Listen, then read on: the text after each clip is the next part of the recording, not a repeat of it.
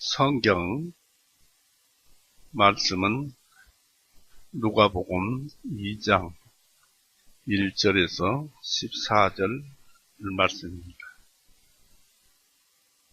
누가복음 2장 1절에서 14절 말씀입니다.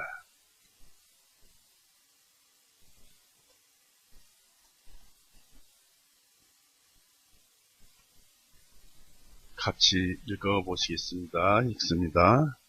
그 날들 후에 카이사르 아우구스투스가 투스로부터 한 칙령이 내려 온 세상으로 하여금 조세 등록을 하게 하였는데, 이 조세 등록은 구레뇨가 시리아 정독되었을 때 처음 실시한 것이라.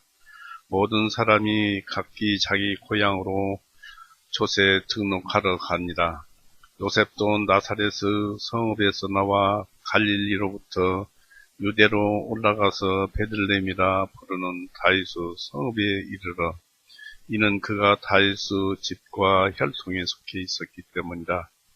자기와 청혼한 아내 마리아와 함께 조세 등록을 하러 갔는데, 그녀가 아이를 가져 배가 불렀더라. 그들이 그곳에 있는 동안에 날들이 차서 그녀가 아이를 낳게 되었더니, 그녀가 자기의 맏아들을 낳아 포대기로 싸서 그분을 구유에 뉘었으니, 이는 여관에 그들을 위한 방이 없었기 때문이라.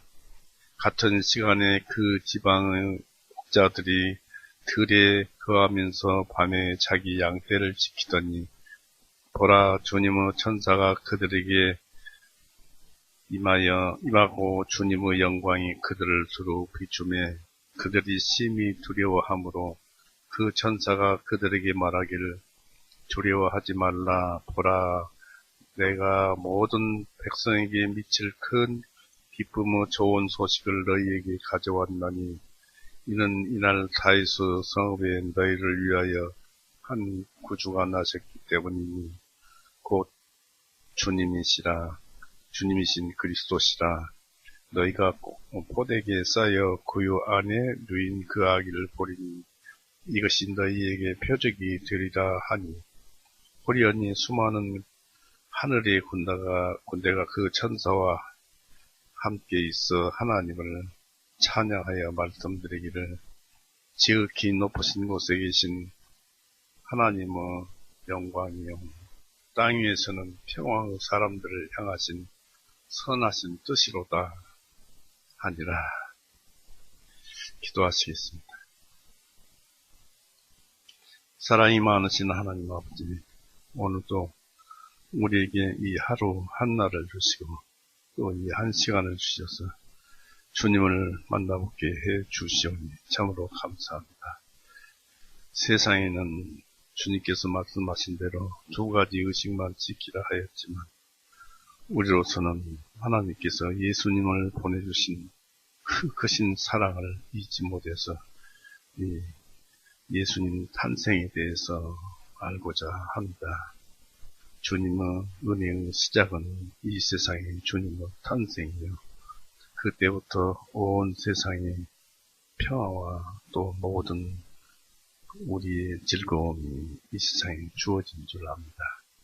또 주어져서 우리가 누리고 있습니다. 오늘 주님의 태어난 날이 아니지만 우리는 그것을 알아보면서 또 주님이 얼마나 우리를 사랑하셨는가 그것도 알아보면서 오늘 이 한 시간을 가지고자 합니다. 주님께서만 바른 길로 인도하여 주시옵고, 우리 형제 자매님들 마음속에도 그 주님의 크신 사랑을 알게 하여 주시옵소서. 우리를 죄에서 영원히 구원해 놓으시고 지금은 하늘 보좌 우편에서 우리를 구워보시며 중보하시는 우리 구주 예수 그리스도 이름으로 아버지께 기도 올렸사옵나이다. 아멘. 네, 반갑습니다. 네, 크리스마스라고 이제 오늘 그 지정해서 온 세상이 그것을 지킵니다마는 크리스마스라는 얘기는 그리스도 미사라는 뜻으로서 가톨릭 천주교에서 사용하는 언어입니다. 그러나 이제 다들 그렇게 부르니까 우리도 덩달아서 이제 그렇게 부르게 되었습니다만은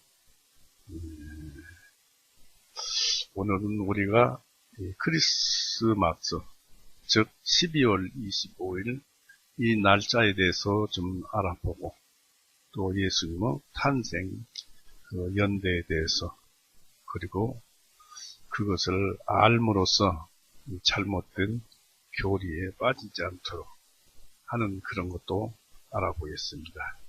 일찍이 그것을 아시고 하나님께서는 가브리엘을 보내서 가브리엘 천사를 다니엘에게 보내서 다니엘서 9장 24절부터 마지막 절까지 바로 예수님께서 오셔서 골고다에서 피 흘리고 죽으시고 세상의 모든 죄를 용서하심으로 많은 사람을 구원하실 것이고 또 이스라엘은 마지막 70년대 예수님 오신 이후 서기 70년에 멸망할 것을 전부 예언해 주심으로써 예수님을 믿으라고 예수님이 구원이시다고 해서 우리에게 가르쳐 줍니다.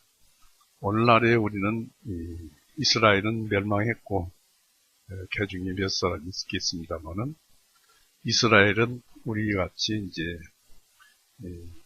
예수님의 말씀을 우리 마음속에 새겨져서 심령에 새겨져서 있는 사람들이 이스라엘인이고 또 교회의 성도고 또 그렇습니다. 그렇기 때문에 이제 우리가 참 이스라엘이고 우리가 참 아브라함의 자손이라는 것, 우리가 참 하나님의 아들이라는 것을 우리가 이제 이렇게 오늘날까지 성경책에서 들려주시고 또 아들을 삼아주심으로써 알게 되었습니다. 오늘 이제 미리 출생연도에 대해서 알아보겠습니다. 출생연도가 참 잘못됐어요. AD 526년, 그러니까 예수님 오신 후에 526년에 로마 황제 유스틴이라는 사람이 있었는데 이 사람이 가톨릭 수도사 엑시우스에게 탄력 제작을 지시함으로써 로마 연대를 기독교 연대로 바꾸는 그 과정에서 착오를 일으켰습니다. 그래서 BC 749년을 BC 753년으로 연도를 잘못 맞춰서 4년을 뒤로 가게 하였습니다. 그러니까 잘못되었죠. 이로 인해서 오늘날 우리가 달력에 나오는 지금 현재 오늘까지는 2022년도입니다만은 이 22년도는 2026년도가 되어야 맞습니다. 또 잘못된 연역을 가지고 후에 이 그레고리는 그래도 과학적으로 1년을 365.2425일로 정하고 4년마다 하루를 윤희를 주어서 오늘날 사용하는 그 태양력이 되었습니다. 그래서 2월달이 28일이 되는 날도 있고 29일이 되는 날도 있지요.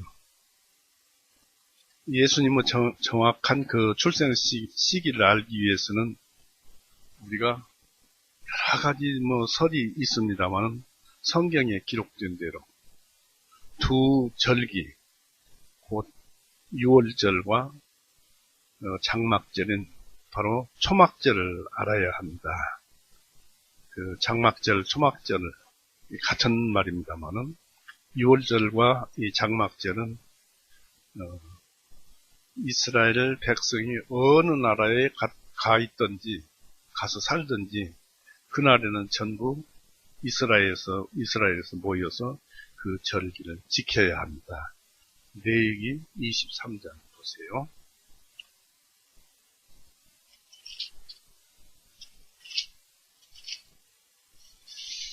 오늘 좀 성경을 좀 많이 찾겠습니다.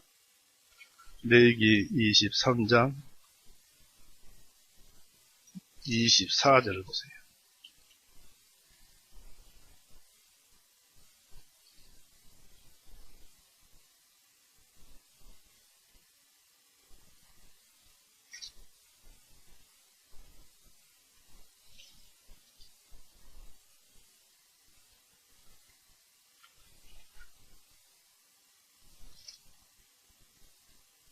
(23장) 24절을 보시면 24절은 나팔절, 24절 볼까요? 이스라엘의 자손에게 전하여 말할지니라. 일곱째 달, 그 달의 첫째 날을 너희는 안식일로 삼을지니 이는 사람 나팔들을 불어 기념하는 날이요 거룩한 지표 날이기 때문이다. 이때부터 시작해서 34절을 보세요. 이스라엘 자손에게 전하여 말할지니라. 이 일곱째 달 15일의 날은 주께 7일 동안 드리는 장막절입니다. 7월 15일이죠. 그 다음에 이제 23장 5절에서 6절 보시면은 첫째 달 14일 저녁은 주의 유월절입니다. 같은 달 15일은 주께 누룩 없는 절기이니 7일 동안 너희는 반드시 누룩 없는 빵을 먹을 것이요. 여기에서 나오는 첫째 달, 일곱째 달 하는 것은 유대의 달력입니다. 이 유대 달력인데, 우리 오늘날 그 유대력을 살펴보면은 유대력도 태음력을 썼어요. 어떤 분은 30일을 한 달로 해서 계속 사용해왔다 하는데, 유대력의 달력에 윤달도 있고, 또 그런 것을 보면은 태음력을 써서 7월달, 1월달, 유대력 1월달, 그 다음에 7월달에, 1월달에는 6월절, 7월달에는 장막절, 초막절이 있었습니다. 여기서 6월절은 무엇이고 초막절은 무엇이냐면, 초막절은 이스라엘이 애굽에서 종로로 타다가 하도 이제 고통을 받으니까 하나님께서 그 소원을 들으시고 모세를 보내서 가나안 땅으로 인도하는 과정 중에서 광야에서 2년이면 들어갈 것을 하나님 말씀을 안 들어서 40년 동안을 광야 생활을 했습니다. 그곳에서 생활하는 동안 법궤가 어디든지 멈추기만 하면 그곳에서 장막을 쳐야 했습니다. 그러니까 집을 짓고 살 수도 없고 그냥 간단하게 나무로 초막같이 장막을 쳐서 날짜를 보내는, 그러니까 집이 아니죠. 그런 날짜를 보냈던 것을 나중에 이제 유대인들이 그날을 기념해서 장막절 또는 초막절이라고 합니다만은, 그것은 무엇을 우리에게 가르쳐 주느냐면 우리의 인생길은 나그네 길이라는 것입니다. 우리의 인생길이 나그네 길이기 때문에 어느 한 곳에다가 이 세상 것에 정신을 올인해가지고 거기에 멈추지 말라는 것입니다. 우리는 흘러가는 나그네요. 멈춤이 없는 나그네요. 오직 하나님께서 말씀하시는 진리, 그 진리에 의해서 영생을 얻고, 그 다음에 영생에 의해서 이 세상에 하나님께서 주시는 진리라는 것을, 또 생명되는 것을 우리의 영혼에 담아서 여행하는 것입니다. 그것을 담기 위해서. 그러니까 하나님께서 주시는 모든 진리, 그것은 뭐 두말할 것도 없이 사랑이라고 합니다.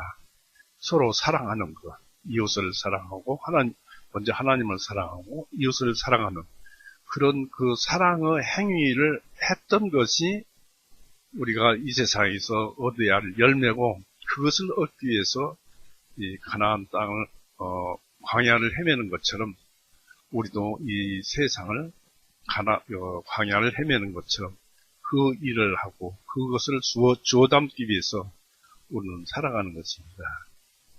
그래서 그런 것을 기념하고 그것을 묵상해 보라고 초막절을 기념하라고 했고, 유월절은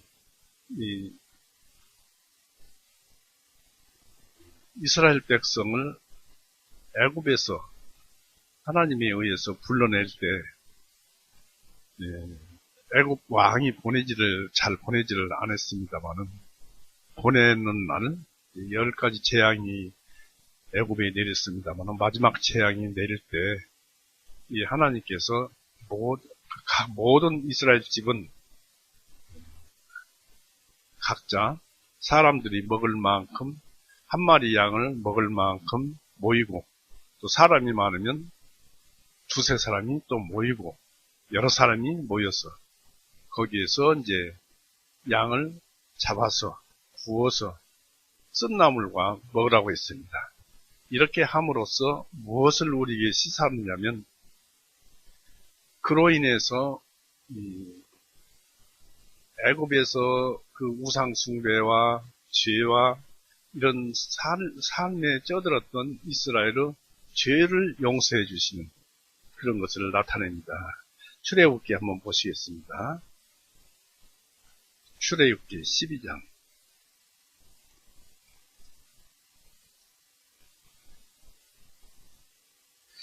출애굽기 12장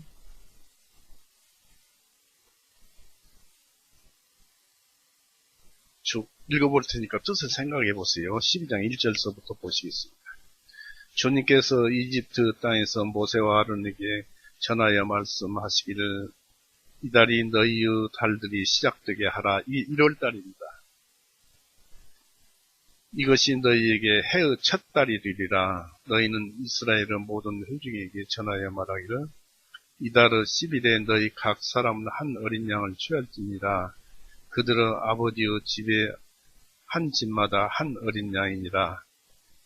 만일 그 가족이 그 어린 양에 비하여 너무 적으면 자기와 자기의 집 가까이에 있는 이웃의 혼들의 수에 따라 그것을 취하되, 각 사람은 자기가 먹을 수 있는 것에 따라 그 어린 양을 너희가 계산할 것이며, 너희의 어린 양은 흠이 없는 1년 된 수컷이라야 하며, 너희는 그것을 양들이나 혹은 염소들로부터 취하여 같은 달 14일까지 간직하였다가 이스라엘 회중 전체 집회가 저녁에 그것을 죽이고, 그들의 그 피를 취하여 그들이 그 양을 먹을 그 지부 좌우 문설주와 문인방들에다 뿌리고, 그들이 그날 밤에 고기를 불에 구워서 누룩 없는 빵과 함께 먹되 쓴 채소들과 함께 그것을 먹고, 이것을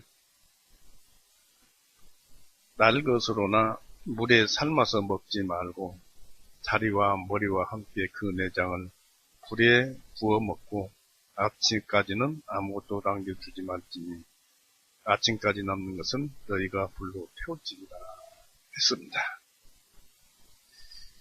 이 말씀은 여기에서 양과 피는 예수님을 상징합니다. 피 흘림이 없으면 죄사함이 없다고 했습니다만은, 그 마지막 재앙 때 하나님은 명령에 따라서 모세로 인해서 양을 잡아서 피를 받아서 각 집마다 문설주, 문 좌우 기둥과 상인방에 전부 발라서 그렇게 칠을 하면서 안에서 고기를 구워서 먹어라, 불에 구워 먹어라, 노룩 없는 빵과 순나물과 함께 먹으라고 했습니다. 왜 먹으라고 했느냐면, 이제 이 사건으로 인해서 애굽의 장자들이 다 죽게 됩니다. 왜냐하면 이런 그 피를 바른 그런 집이 아닌 그런 집을 멸망의 천사가 들어가서 그 집에 낳은 처음 난 자, 장자라면 누구든지 다 죽게 만들었어요. 그러니까 이스라엘 그 넓은 땅에 사람들이 온통 울음바다가 되었습니다. 장자가 다 죽었으니까. 그런데 이스라엘은 죽지 않았어요. 왜 그러냐면 예수님의 핏부림이 이 좌우 기둥설주 또 상인방 이렇게 뿌려져 있기 때문에 그렇습니다.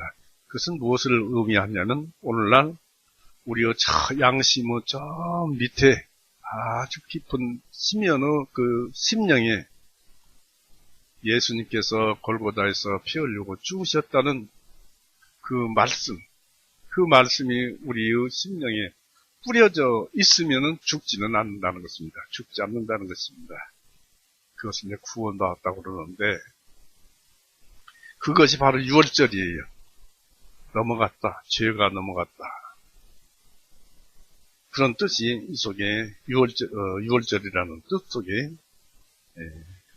들어있습니다.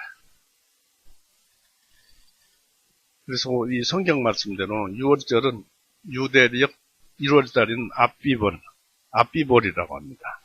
앞비벌 1월 14일이고 장막절은 그 초막절은 티시리월, 유대력 티시리월, 곧 유대력 7월이고 7월 15일입니다. 그 사이가 6개월 있죠. 예수님의 전 생애는 33년 6개월이며 그중 3년 6개월이 공생의 기간입니다. 33년 반을 살다가 하늘로 올라가셨는데 3년 반을 이 세상 사람들을 위해서 전도하시고 죽으시고 3년 그 기간을 공생애라고 하는데 3년 6개월을 살다가 가셨어요. 그 예수님은 6월절 곧 1월 14일에 죽으셨어요. 이제 우리의 양이 되시고 죽으시고 문인방에 우리 마음속에 모든 죄를 용서했다는 것을 우리 가슴속에 새겨주시기 위해서 뿌리고 예수님은 하늘보좌 우편으로 오르셨습니다. 1월 14일 죽으셨고 뒤로 물려서 계산을 하면은 초막절 곧 7월 15일에 태어나셨습니다. 예수님의 공생의 시작은 구약 성경에 따라서 30세에서 시작을 했습니다. 그리고 주님은 초막절 즈음에 침례 요한에게 침례를 받은 것입니다. 성전에서 일을 하려면 30세 이상 되어야 합니다. 민수기 4장 보세요. 민수기 4장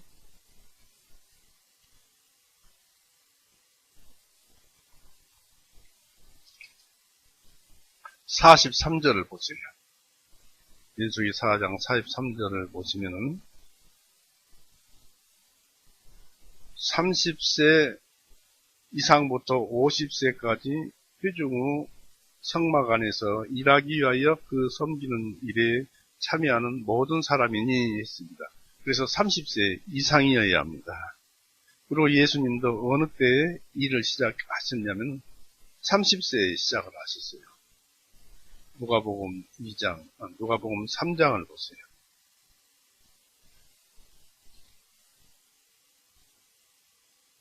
누가복음 3장 22절, 23절. 성령님께서 비둘기 같은 형체로 주님이 내려오시고 하늘로부터 한 음성이 있어 말씀하시기를 너는 나의 사랑받는 아들이요 내가 너를 매우 기뻐하노라 하십니다. 이때는 이제 침례 요한으로부터 예수님께서 침례를 받으실 때죠.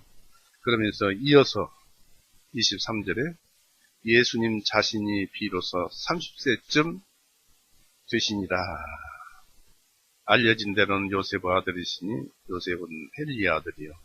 바로 30세에 요한으로부터 침례 요한으로부터 침례를 받으시고 비로소 공생애가 시작된 것입니다.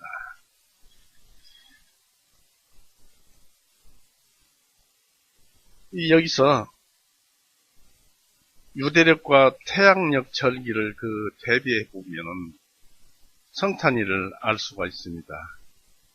내년도 2023년도 6월절을 기준으로 이제 계산을 해보겠습니다만은, 이 6월절은 매년 춘분이 지난 첫 번째 오는 보름이죠. 보름달. 이제 보름달이 뜨는 날인데, 그날은 낮에는 아침이 되고 저녁이 되니 첫째 날이라 해서 14일이고, 해 뜨는 날, 그날 밤부터가 이제 15일입니다. 이스라엘은 그래요. 날짜를 그렇게 칩니다. 저녁이 되고 아침이 되니 첫째 날이라 했습니다. 그래서 이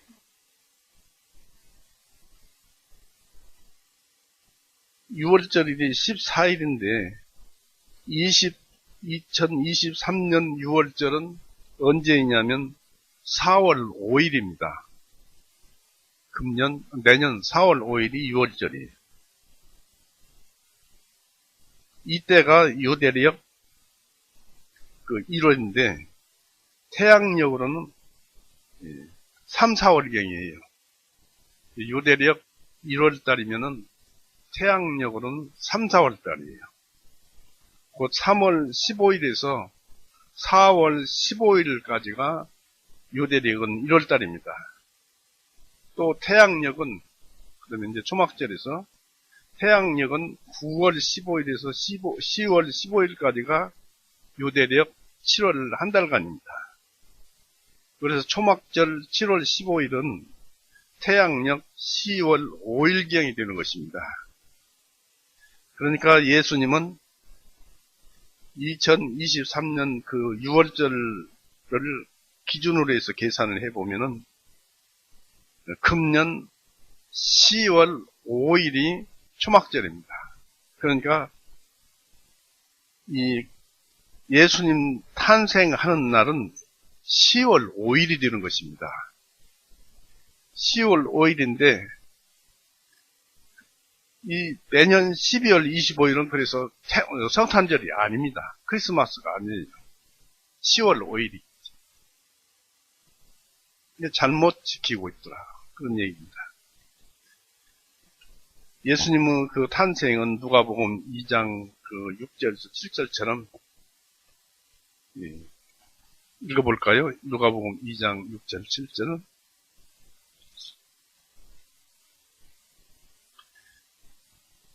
그들이 그곳에 있는 동안에 날들이 차서 그녀가 아이를 낳게 되었더니 그녀가 자기의 맏아들을 낳아 포대기에 쌓여 그분을 구유에 뉘었으니 이는 사관에 여인숙의 여관에 그들을 위한 방이 없었기 때문이다 했습니다.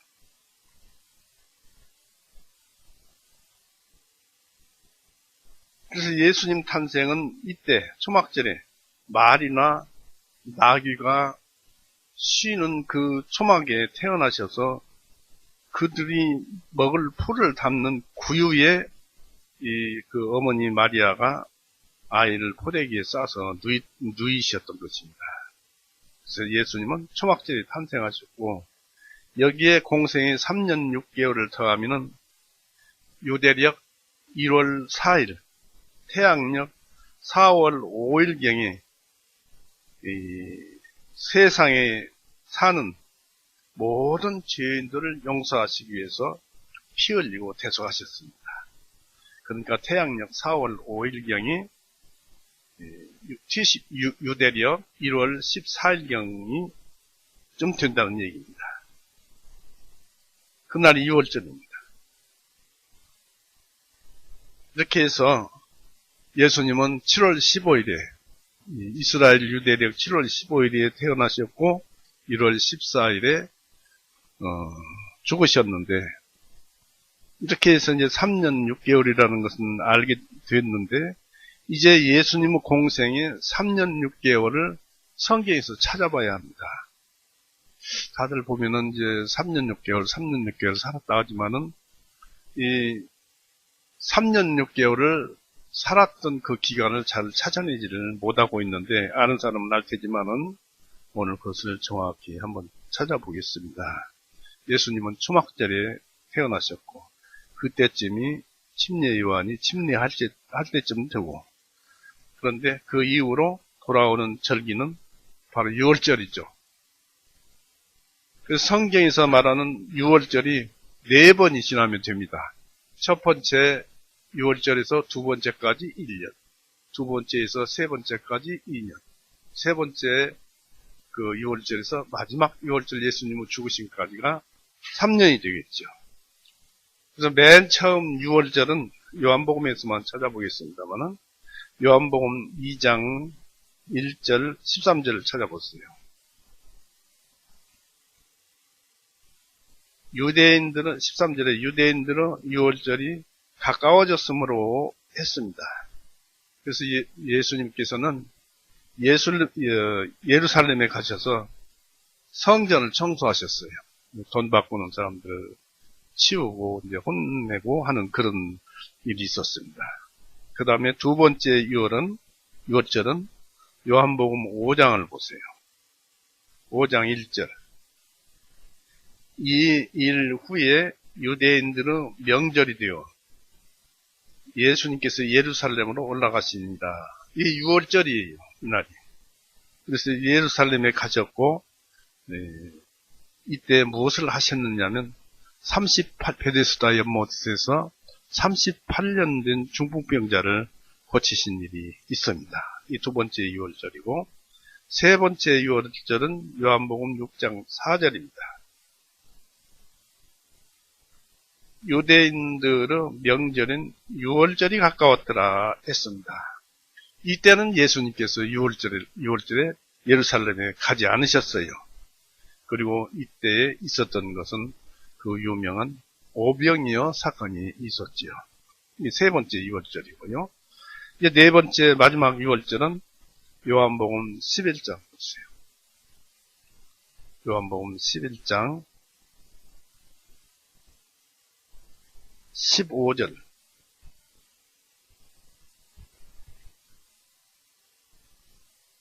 요한복음 11장 15절에 내가 거기에 있지 아니한 것을 너희를 위하여 기뻐하노니 이는 너희로 하여금 믿게 하리 하기 때문이다. 그럼에도 불구하고 우리가 그에게로 가자 하니, 근데 나사로에게 이제 가는 것을 얘기하죠. 그때 6월절을 지키러 가는 중이 있습니다. 12장 5절을 보십시오. 요한복음 12장 한번 또 보세요.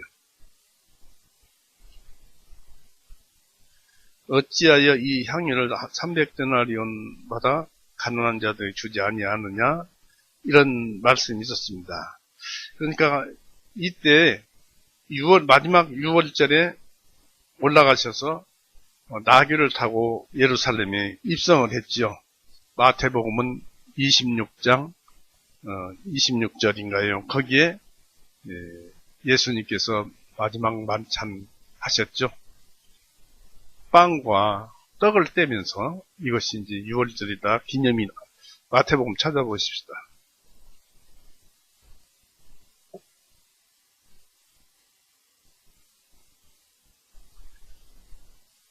마태복음 26장 26절 보십시오.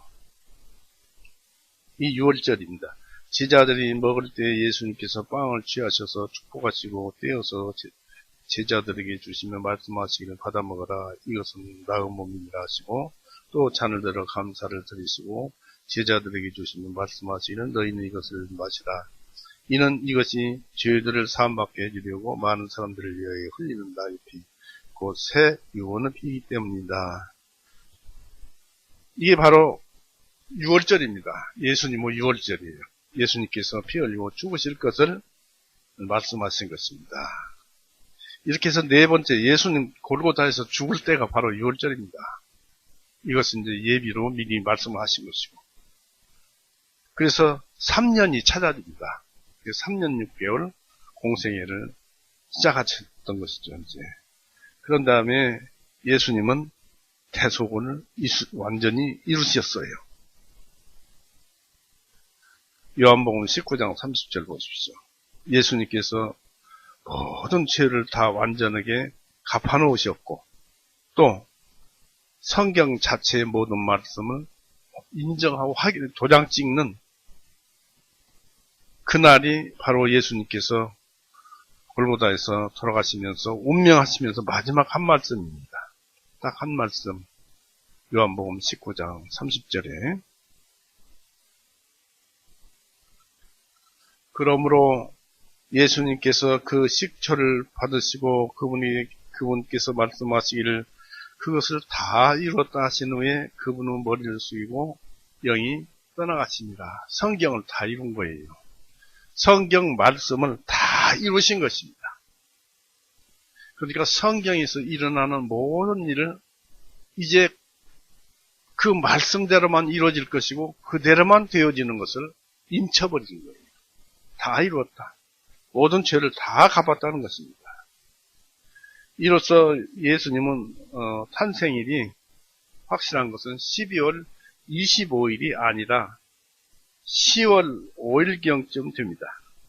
그래서 성탄절을 12월 25일로 고정시키기 위해서 그레고리는 태양력을 다시 만든 그레고리는 이 동지를 기준해서 3일 후를 성탄절로 하였습니다. 여기에는 예수님께서 죽으시고 3일 만에 부활하신 것을 그것을 따와서 이교도 태양신 숭배의 접목에서 1년 중 해계리가 가장 짧은 동지를 기준으로 삼고 태양이 죽었다고 기준으로 삼고 3일 후에 태양이 다시 살아났다는 것을 그 속에다 넣어서 감춰가지고 12월 25일을 생일로 했어요. 그래서 12월 25일 3일 전에는 반드시 동지입니다. 그래서 성탄일이 아닌데 성탄일로 정해서 오늘날까지 이어오고 있습니다.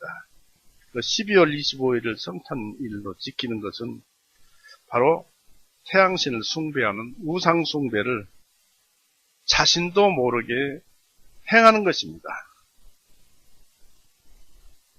특히 이날을 축제로 여기고 예수님을 모르는 자들도 즐기면서 많은 그 범죄를 저지르면서 하나님을 대적하는 악한 날이 바로 12월 25일 크리스마스입니다.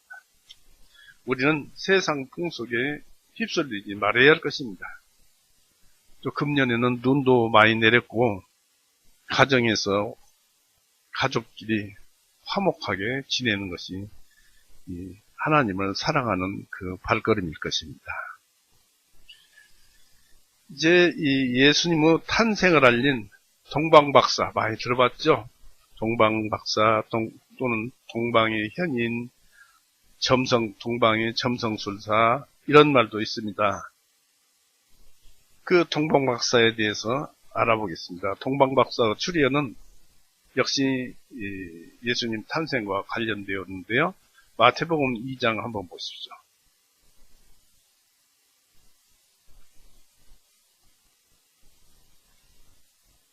마태복음 2장 1절에서 3절을 보시면 이제 헤롯 왕의 날들에 예수님께서 유대의 베들레헴에서 나셨으니 보라 이 현인들이 동방박사 또는 점성술사입니다. 현인들이 동방으로부터 예루살렘에 와서 말하기를 유대인들의 왕으로 내신 분이 어디 계시느냐 이는 우리가 동방에서 그분의 별을 보고 그분께 경배 드리러 왔기 때문이라 하니 헤롯 왕이 이 일들을 듣고 근심하고 온 예루살렘도 그와 더불어 불안해하니라 했습니다. 왕이 어디서 태어났느냐입니다. 이것도 참 신기한 일입니다. 헤롯 왕을 깜짝 놀라게 했어요. 한번 쭉 읽어볼까요? 제가 읽어볼 테니까 뜻을 생각해 보세요. 4절서부터 16절까지 읽어볼게요. 마태복음 2장 4절에서 16절. 이에 그가 백성의 모든 수제사장들과 서기관들을 함께 모아 그리스도께서 태어나신 곳이 어디인지 다그쳐 물으니 그들이 그에게 말하되 유대의 베들레헴이오니 이는 선지자들 통하여 이렇게 기록된 바 유다의 땅 베들레헴아 너는 유다의 통치자들 가운데서 가장 적지 아니하니 이는 네게에서 한 다스린 자가 나와 내 백성 이스라엘을 다스릴 것이니라 했기 때문입니다 하며 그때 헤롯이 그 현인들을 은밀히 불러서 그 별이 나타난 시간을 부지런히 물어보고 그가 그들을 베들레헴에 보내며 말하되 가서 그 어린 나이를 자세히 살펴보고 너희가 그분을 찾아내는 대로 나도 가서 그분께 경배 드리도록 나에게 말을 다시 전해 줄지니라 하니라. 그들이 그 왕에게 듣고 떠나갔는데 보라 그들이 동방에서 보았던 그 별이 그들을 앞서 가다가 그 어린 나이 있는 곳에 도시에 이르러 멈추었더니 그들이 그 별을 보고 크게 기뻐하니라. 그들이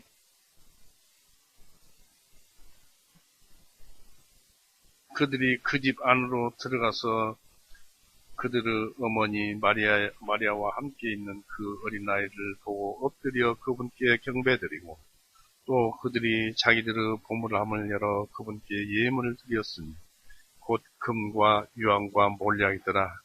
그들이 꿈에 헤롯에게로 돌아가지 말라는 하나님의 지시하심을 듣받고 그들이 다른 길을 통해 자기들 나라로 떠나가니라.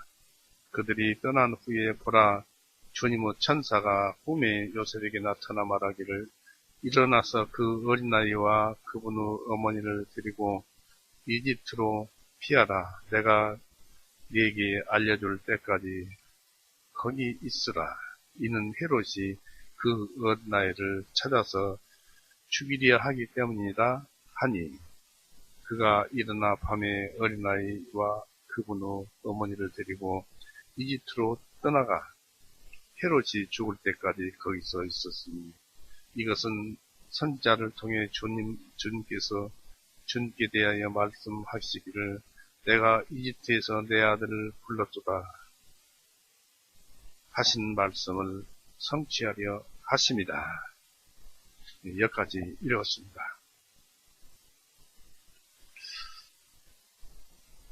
예수님의 탄생 후 예수님은 2년을 베들레헴에서 계셨어요. 그러니까 이 동방박사가 동방의 현인이 베들레헴에 찾아온 것은 예수님 탄생 후 2년입니다. 2년 후에 온 것입니다. 그에 와서 이 헤롯을 방문하기까지는 예수님이 알려지지 않았고 또 어떤 사람이 태어난 예수님을 주목해서 본 사람은 많지 않고 몇 사람이 불과합니다. 양치는 양목동과 예수님과 마리아가 정결례와 또 이제 그 성전세를 내기 위해서 성전에 왔을 때 성전에 있던 80몇 살 먹은 그 여자 성도가 이제 나를 놓아주는구나 하고 하나님께 감사했죠. 그 여자는 성령님의 지시에 따라서 예수님 오신 것을 꼭 보고 죽을 것이라고 마음 먹고 기다리고 있었는데 예수님이 나 태어나니까 그걸 보니까 편안히 가게 놓아주시는구나 하는 그런 말을 기록되어 있습니다. 죽을 때가 되었다. 하나님께 갈 때가 되었다는 것이죠. 원래 헤롯 왕은 어떤 사람이냐면 에돔 사람입니다. 이스라엘 사람도 아니고 에돔 족속 사람으로서 로마 황제 아우구스투스와 안토니우스에게 충성심과 재물을 바쳐서 왕으로 임명되어서 이스라엘을 통치했습니다.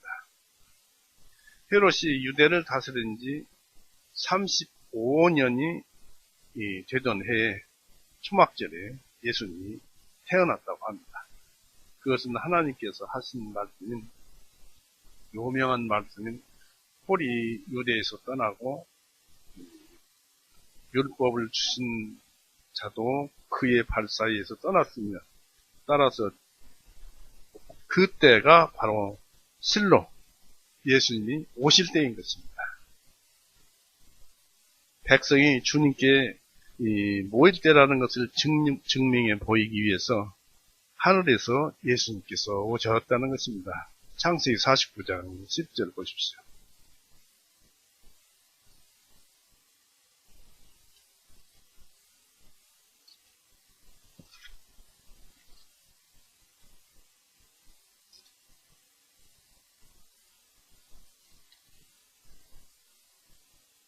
창세기 49장 10절 실로께서 오실 때까지 홀이 유다에서 떠나지 아니할 것이며 입법자가 그 발 사이에서 떠나지 아니하리니 그에게 백성이 모이리로다. 예수님이 오실 때가 어느 때냐면 이스라엘의 선지자가 끊어진 지가 400년이나 되었어요. 또 성전의 제사장도 레위인이 아닌 사람을 뽑아서 쓰는 경우도 있었고, 그 자기들 마음대로 멋대로 법도 없이 그런 세월을 400년간을 보냈습니다. 그러니까 하나님께서 예언하신 대로 떠나지 아니하리라. 입법자가 떠나지 아니하고 실로가 떠나지 아니라라는 것을 증명하기 위해서 그때에 예수님이 오신 것입니다.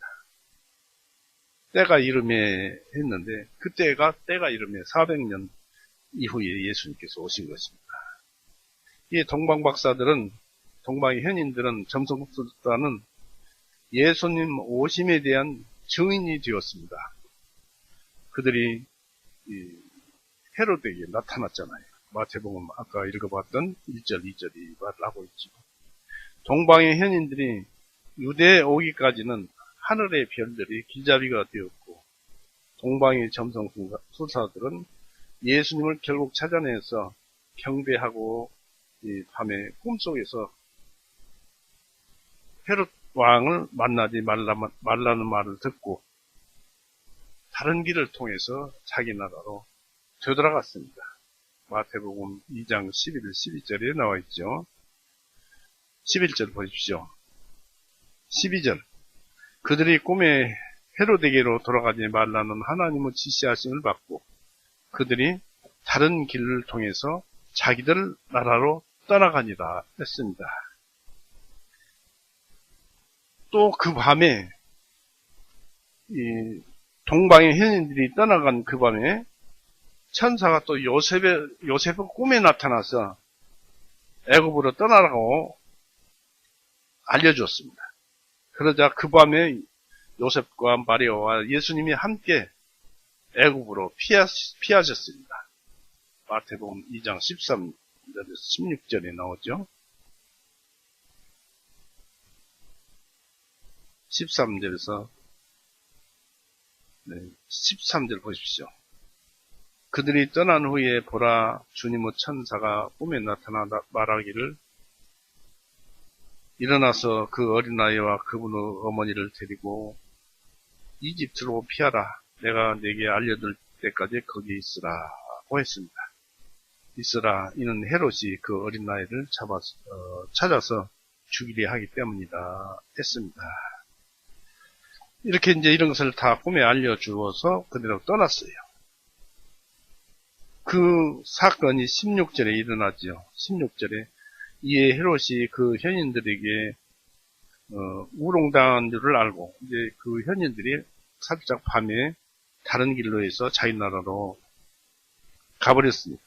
그래서 우롱당한 줄을 알고 심히 분노하여 보내어 그가 그 현인들을 부지런히 캐 물어본 그때를 따라서 베들레헴과 그 근방 모두에 있는 모든 아이들을 2살부터 그 아래로 다 죽이라 했습니다. 이게 참 대단히 악독한 사람이 헤롯입니다. 베들레헴과 베들레헴 근방에 태어난 아기 2살서부터 그 이하로 이제 갓난아이까지 다 죽이던 것입니다. 그런 대참사가 일어났어요.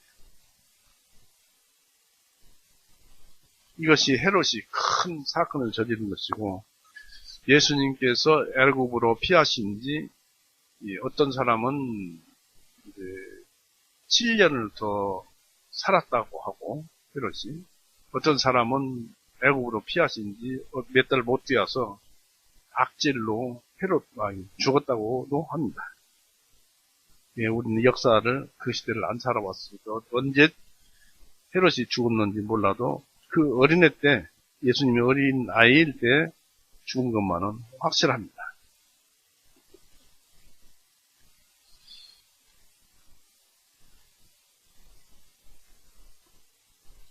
그래서 예수님께서는 이 동방박사에게 발견되어 가지고 유향과 황금과 몰약 이런 것들을 바쳐서 예수님이 바로 왕이요 구세주라는 것을 그들이 증거를 했습니다.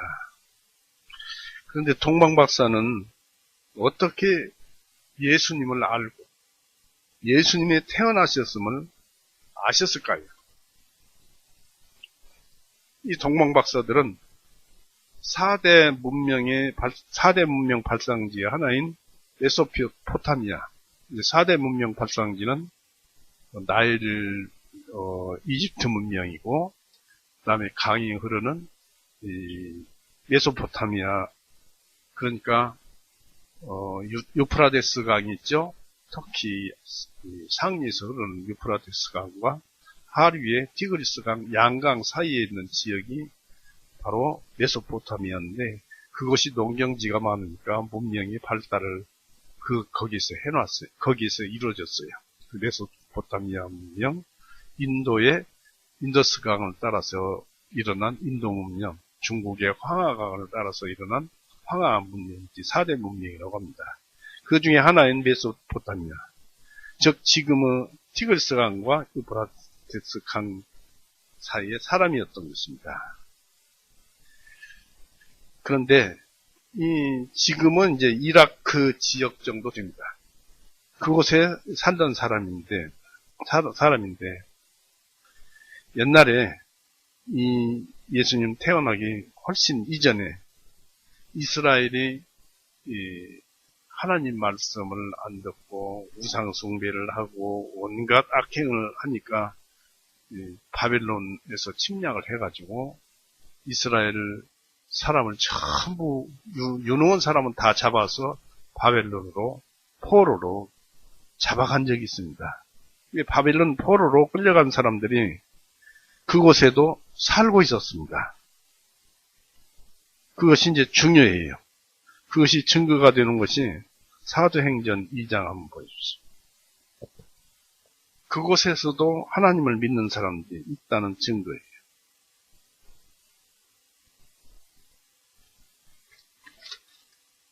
사도행전 2장 9절. 베드로가 설교를 했을 때 16개 방언으로 했죠. 그때 그것이 나옵니다. 9절에 우리는 바데 사람과 메데 사람과 엘람 사람과 많이 퍼져 있었죠. 바데, 메데 그쪽 사람과 엘람 사람과 메소포타미아와 유대와 갑바도기아와 본도와 아시아와 이런 곳에 하나님을 믿는 유대교를 믿는 사람들이 있었다는 것입니다. 그러니까 그들은 성경을 잘 알았겠죠. 구약을 잘 알았기 때문에 그 사람들에게 이 동방박사들은 성경에 대해서 배웠을 것이라는 것입니다. 그리고 이 포로들 중에서는 바벨론 포로로 끌려간 그 포로들 중에서도 하나님을 실하게 믿고 하나님과 교제한 사람이 있어요. 그래서 교제한 말씀을 기록한 선지자가 둘이 있었는데 누구냐면 학개와 스가랴입니다.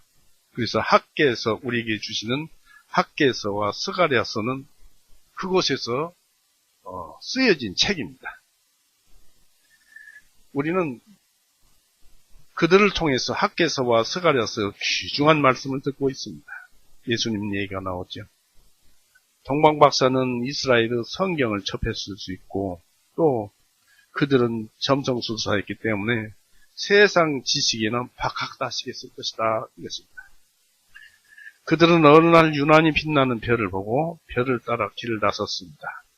어떤 사람은 그들이 구약 성경에서 그들의 그 동양 사람 발람 알죠?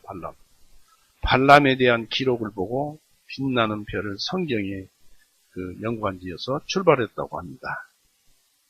이 민수기에서 나옵니다만 한 별이 야곱에서 나올 것이요, 한 홀이 권능이, 한 왕이, 한 홀이 이스라엘에서 일어나서 모압 구석구석을 쳐서 셋의 모든 자손을 멸망시키리다. 민수기 24장 한번 보십시오.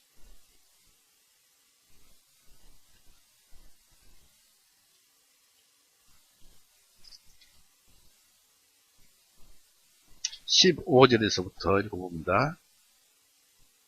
민수기 24장 15절. 그가 자기 비유를 들어 말하기를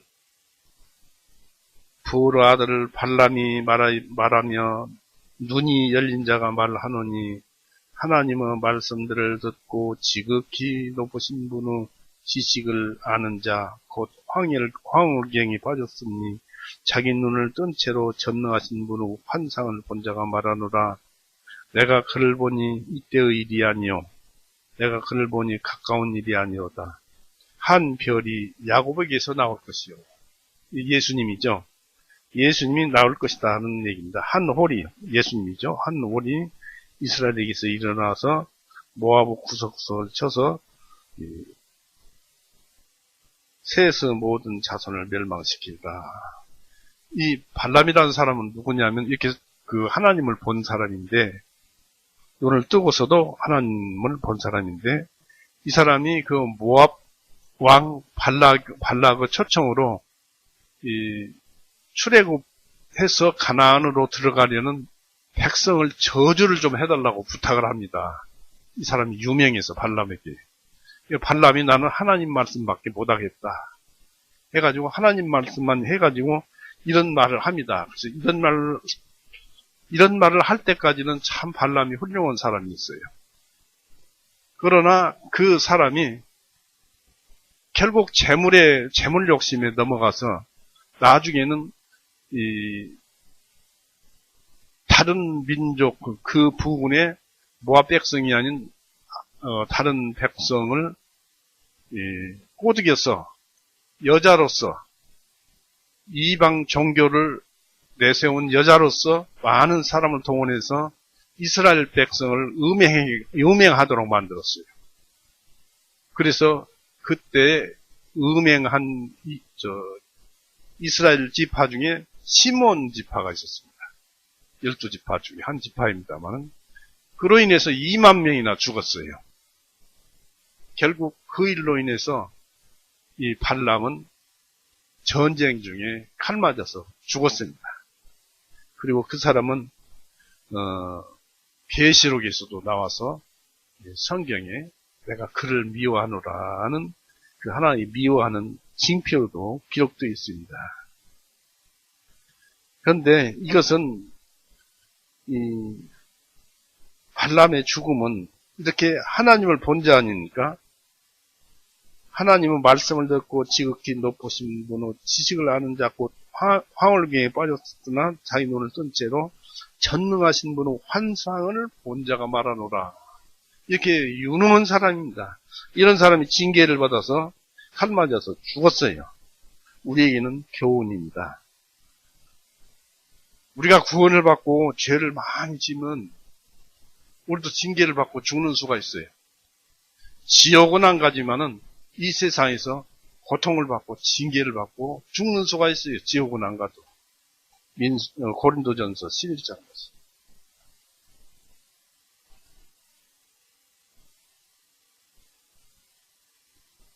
이제 구원받았다고 하나님 믿는다고 방탕하게 살면은 하나님께서 왜 그러느냐 하고 아들을 매를 칩니다. 매를 자식을 안 때리면 사생자라고 하는 말씀이 히브리서 12장에 나옵니다만은 고린도전서에는 좀 강하게 나오죠. 11장 29절에서 봅니다. 고린도전서 11장 29절.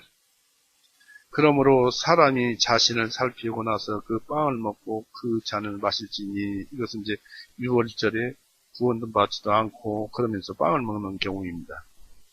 29절에 이는 하나님의 몸을 분별하지 못하고 합당치 아니하게 먹고 마시는 자는 자신에 대한 정죄를 먹고 마시는 것이기 때문이다. 이런 연유로 너희 중에 많은 사람들이 약하고 병들었으며 심지어는 잠자는 자도 많도다. 잠자는 자라는 것은 성경에서는 그리스도인들이 죽는 것을 잠잔다고 합니다. 잠자는 자도 많더라. 그리스도인이 그로 인해서 징계를 받고 죽은 자도 많더라. 죽은 자도 있더라는 얘기입니다. 그래서 이 칼을 맞아 죽은 것은 하나님의 징계로 이렇게 이 사람이 구원을 받은 상태인데 칼 맞아서 죽었거나, 또 이 사람 하는 행태로 욕심을 내고 하는 것을 보면 그리스도인이 아닐 수도 있다는 것입니다. 차라리 그리스도인으로서 죽었으면 영혼은 지옥에 안 갈 텐데, 이 사람이 그리스도인이 아닐 경우가 있다는 것입니다. 히브리서 6장 보세요.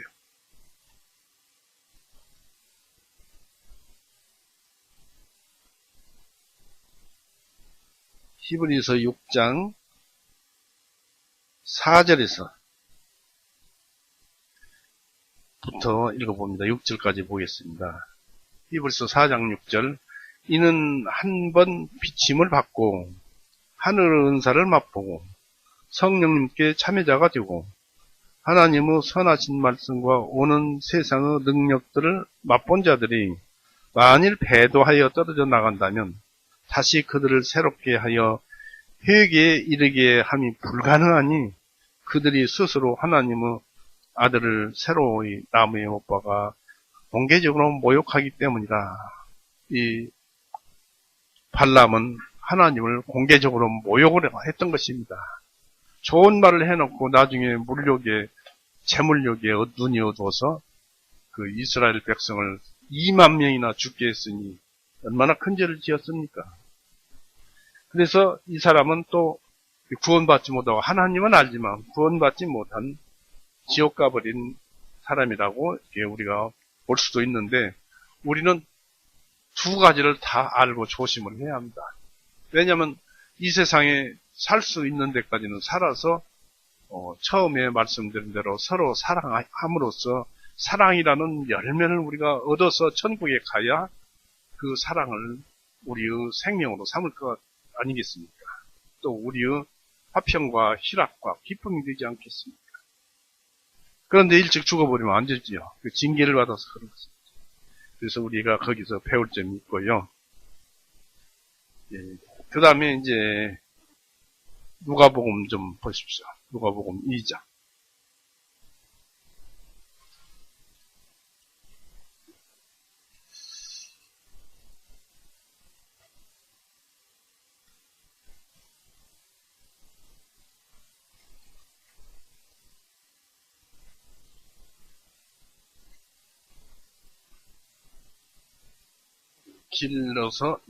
길게 읽지를 못하겠습니다만, 누가복음 2장 1절에서 그 30절 사이를 쭉 보시면은 예수님의 탄생과 할례와 정결례와 그 예수님을 하나님께 바치는 의식을 보게 됩니다.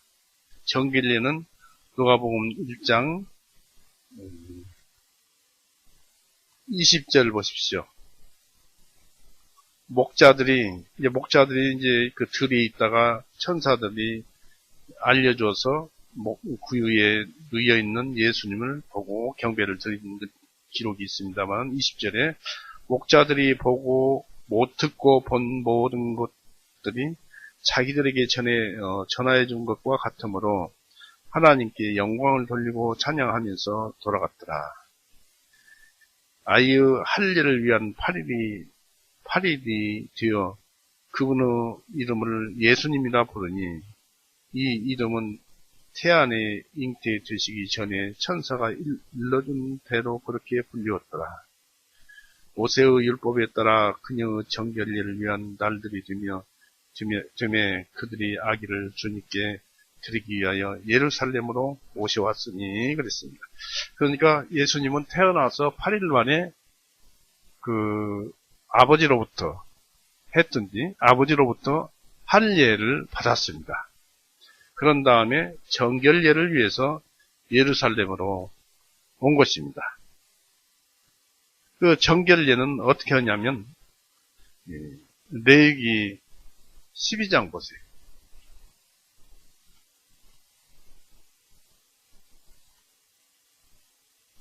지금은 이렇게 듣습니다마는 이런 말씀들이 다른 말씀들과 연관되어서 많은 은혜를 받을 것입니다. 레위기 12장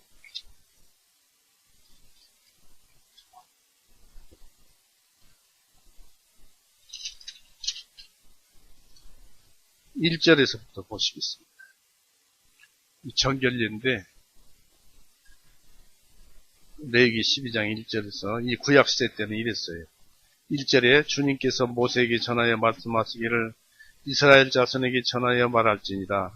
만일 어떤 여자가 씨를 잉태하여 사내 아이를 낳으면 그녀는 7일 동안 부정하리니 곧 허약함으로 인하여 분리하는 날들에 따라 그녀는 부정하리라. 8일째는 그 아이의 표피 살을 비어 할례를 행할 것이며 그 다음부터 그녀는 33일 동안 자기의 피의 정결을 하는 것을 계속할 것이며 그녀는 자기의 정결이 되는 날들이 찰 때까지 거룩한 것을 만지지도 말며 성소 안에 들어오지도 말지니라. 33일간입니다. 8일이 지나서 33일 말지니라 했고 그 다음에 5절에는 만일 그녀가 여자아이를 낳으면 그녀는 분리하는 날들이 2주간, 8일이 아니라 이제 2주간 동안, 14일 동안, 2주간 동안 부정하리니 그녀는 66일, 남자보다 배를 더 부정한 거예요. 여자를 낳으면 66일 동안 자기의 피의 정결하는 것을 계속할지니라.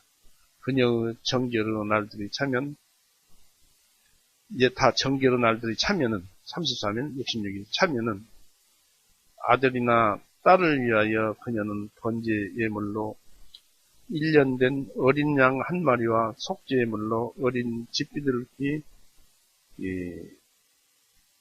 집비둘기나 산비둘기 한 마리를 회중의 성막의 문 입구에서 제사장에 가져올 것이요. 그래서 양 한 마리와 비둘기 한 마리나 이런 것을 가져가서 성막에서 정결례를 드립니다. 속건제, 속죄제 가져올 것이요. 7절에 제사장은 그것을 주 앞에 들여서 그녀를 위하여 속죄할지니 그리하면 그녀가 자기의 피의 흘림으로부터 정결하게 되리라. 이것이 사내 아이나 여자아이를 낳는 여자를 위한 율법이니라 했습니다. 그리고 이제 8절에 만일 그녀가 어린 양을 가져올 형편이 안 되면 이제 가난해서 양을 가져다 번제를 못 드릴 형편이 못 되면은 그때 그녀는 산비둘기 2마리나 어린 집비둘기 2마리를 가져와서 했습니다. 산비둘기를 반구라고 하는데 이 산비둘기 2마리나 작죠. 어린 집비둘기 2마리를 가져와서 한 마리는 번제예물로, 단 한 마리는 속죄예물로 삼을 것이며 제사장이 그녀를 위하여 속죄하면 그녀는 정결하게 되리라 하십니다. 이게 이제 그 아이 낳는 여자에 대한 정결례법입니다. 예수님께서 그 일을 이제 마리아가 그 일을 다 했어요. 이제 정결례를 이제 다 마쳤는데 그것을 위해서 예수님 그 성전을 마리아가 올라갔어요. 누가복음만 보세요.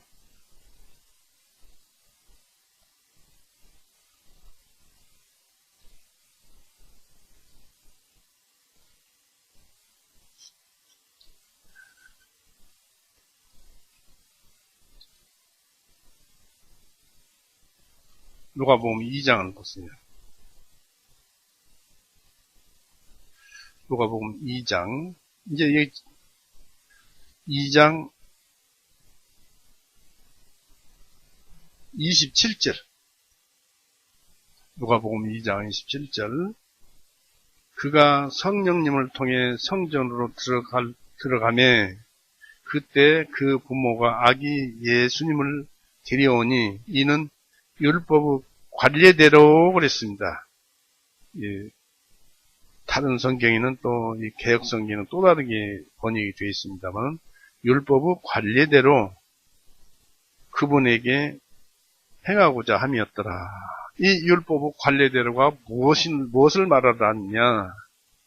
바로 율법의 관례대로는 아이를 낳으면은 민수기에 그 아이를 하나님께 제사장에게 바치라고 있고 제사장은 그 바치는 것이 하나님께 바치는 거예요. 제사장은 예수님의 모형이니까 하나님께 바치라는 것이고 이제 그래서 바치되 또 그러나 속죄를 해야 한다. 대속을 해야 한다 해서 은 5세기를 받도록 하게 되어 있습니다. 그것을 이 관례대로라는 그 말 속에서 그런 기록을 해놨어요. 민수기 18장 한번 보십시오.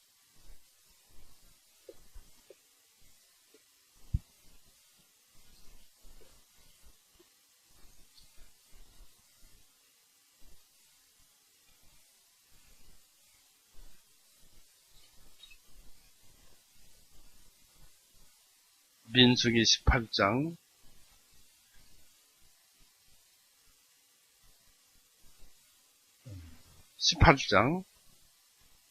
8절 한 절 읽어봅니다.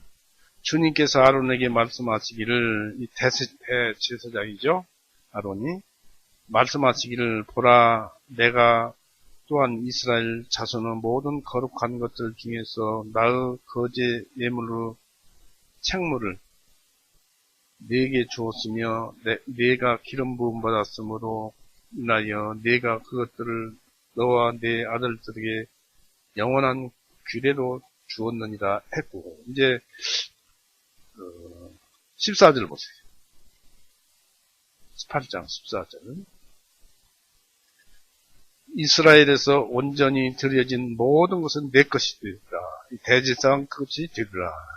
15절에 그들이 주께 가져오는 모든 육체의 태를 여는 모든 것은 그것이 사람이든지 짐승이든지 내 것이 되리라. 그럼에도 불구하고 사람의 처음 난 것은 내가 반드시 대속할 것이며 이 대제사장에게 처음 난 아들을 무조건 바쳐야 되고 또 바침에도 불구하고 사람의 처음 난 것은 내가 반드시 대속할 것이며 이 대속을 한다는 것이 바로 성전세를 내는 것입니다. 대속할 것이며 부정한 짐승들의 첫째 새끼도 대속할지니라. 대속을 받아야 할 사람은 태어난 지 1개월 이후부터 내가 정한 1개월 이후라고 그랬습니다. 1개월 동안에는 여자가 남자니까 여자가 1개월 동안 33일이 부정하잖아요. 부정하니까 부정한 자는 성전에 못 들어오니까 여기서 얘기한 대로 1개월 이후부터 내가 정한 평가액대로 성소의 세겔에 따라 5세겔의 돈을 내가 대속할 지니 한 세겔은 20개라라. 그래서 이스라엘 백성은 장남을 낳으면 무조건 5세겔로 대속을 해야 합니다. 그러나 이제 짐승 같은 경우가 있어요. 17절에 그러나 소의 첫째 새끼나 양의 첫째 새끼나 염소의 첫째 새끼는 대속하지 말지니라. 그것들은 거룩하니 너는 그것들을 피로 제단 위에 뿌리고 그것들의 기름은 주께 드리는 향기로운 냄새를 인하여 화제로 드리는 예물로 불사를지니라. 짐승들은 다 목을 꺾고 죽이고 사람만큼은 하나님께 드리고 속죄제, 대속제 바로 은 5세겔을 드리는 것입니다. 이것이 후에는 이제 성전세로 이제 드러나게 되는 것인데 이렇게 5세겔을 받고 이스라엘 사람으로 등록을 하는 거예요. 장자로. 하나님 것이, 제사장 것이 되었다. 이것은 하나님 것이 되었다는 것인데, 이것을 그 성전에 와서 5세계를 내놓고 이름을 기록하면서 이 아이는 장자인데 하나님 것이 되었다는 것입니다. 이 바로 장자가 되었다는 것은 그 누굽니까? 아주 꾀돌이 야곱과 에서의 장자권 다툼이 있었죠.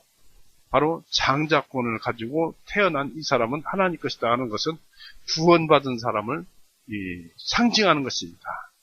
그러니까 이게 대단히 중요한 거예요. 장자권. 그런데 예수님은 이 장자로 이제 태어나서 관리대로 성소에 이제 찾아간 거예요. 정결례를 지내고 그 다음에 성소에 은 5세계를 바치기 위해서 찾아갔더니 그때의 사건을 보십시오. 그때 보니까 누가복음 2장 보십시오.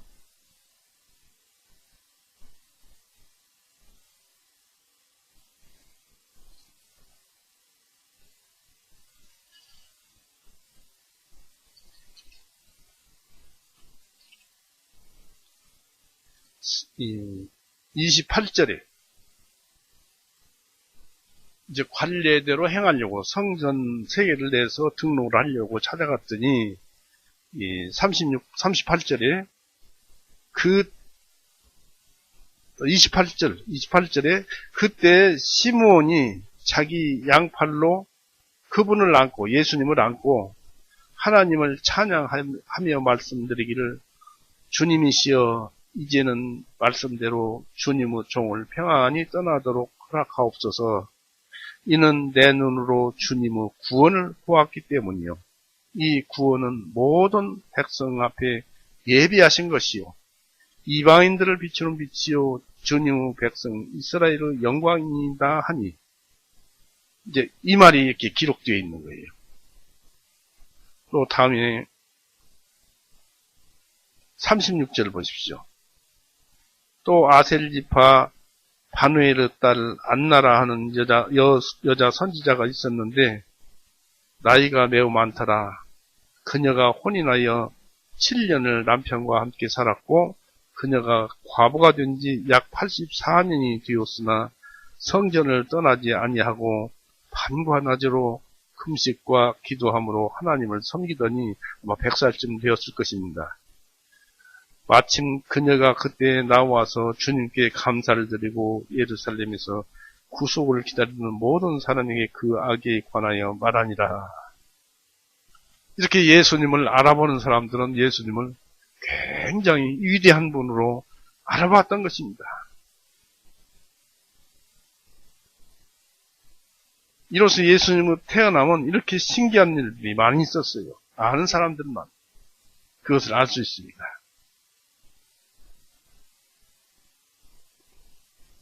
예수님은 이스라엘을 그 낙타나 말이 여물을 먹는 구유에 포대기에 쌓여져서 유해 있었습니다. 또 그래서 우리는 이것을 잘 우리가 묵상을 해봐야 됩니다. 이것이 상징하는 바가 큽니다. 왜? 하필이면 초막에 또 당나귀나 말의 구유에 뉘어 있을까? 이 큽니다. 의미가 큽니다. 그런데 성경에는 이 구유에 대해서 설명을 드려보면 성경에는 마태복음 5장 3절에는 심령이 가난한 자는 복이 있나니 하늘 왕국이 저희 것이며 라고 마태복음 5장 3절에 기록되어 있습니다. 이 빈 구유는 사람들의 빈 심령을 뜻합니다. 이 로마서 3장 9절 10절에도 의인은 없나니 하나도 없고 그랬죠. 그게 빈 심령입니다. 의가 하나라도 있다면 하늘 왕국으로 하나님께서는 받아들이겠다는 그런 뜻입니다. 이 의는 하나님께서 인정하시는 선의 일이어야 합니다. 그런데 사람은 참으로 심히 사악합니다. 아무리 구원받았다고 해도 하나님을 떠나는 순간 사악한 사람이 되어버립니다. 왜냐하면 그 자신 자체가 욕심은 죄이기 때문입니다. 율법에 하지 말라는 말씀이 그냥 드러나는 율법으로 주어진 것이 613가지입니다. 하라는 것, 하지 말라는 것. 그러나 그에 간접적으로 하지 말라는 것은 성경 전체입니다. 그것을 읽을 때 아무리 못 걸려도 한 달이면 이 성경 한 권 읽을 것입니다. 그것을 읽는 순간에 자기가 죄인인 것을 알 것입니다. 죄인인 것을. 그러나 우리가 가지고 있는 이 양심은 이 나이 먹을 때까지, 제가 이제 70이 넘었습니다만은 70이 넘을 때까지 그 율법은 계속 그 죄 지은 것만 얘기를 하지만 이날 이때까지 70이 넘었습니다만은 내가 가진 양심은 항시도 쉬지 않고 양심이 너는 죄인이다. 너는 죄를 범죄했다. 70몇 년간은 그러니까 찰나고서부터 지금까지 계속 죄인이라고 합니다. 그걸 무엇을 말을 합니까? 사람은 죄라는 것입니다. 죄 자체라는 것입니다. 이것을 알아야 돼요. 언제든지 자기가 무엇 하면 나는 죄. 나는 무엇? 나는 예수님과 붙은 그리스도인, 영원히 구원받은 자. 그렇게 우리는 생각을 해야 될 것입니다.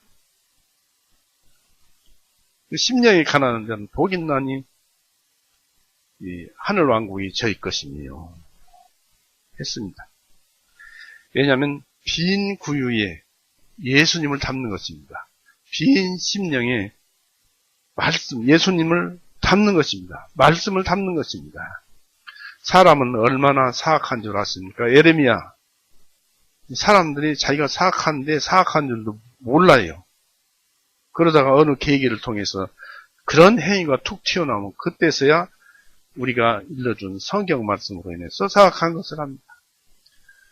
예레미야 17장 9절을 한번 보세요.